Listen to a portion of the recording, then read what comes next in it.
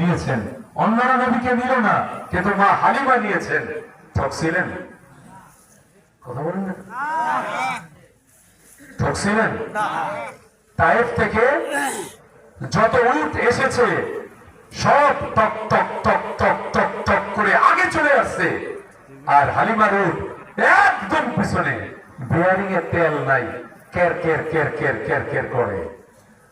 আগে বলছিলাম আসা দরকার নাই, কাপড় ভালো না, পোশাক ভালো না, ঢং ভালো না, গাড়ি ভালো না, উট ভালো না, কেন আসছে?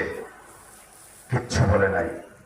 কিন্তু যখন মক্কা থেকে যাওয়া শুরু করছে, কুলে যখন মোহাম্মদ রসুল আরবিকে নিয়েছেন, তখনই শরীরটা ঝাড়া বাইরা উঠছে।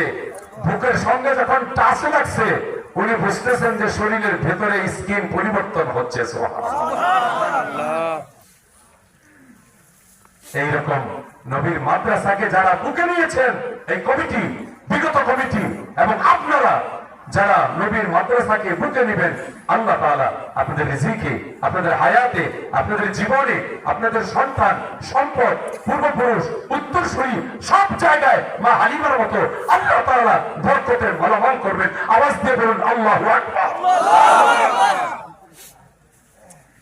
মক্কা থেকে নবীকে নিয়ে যখন রওনা, তখন সব উট পেছনে, আর এই উটের পিকআপ বেশি। পিকআপ বোঝেন?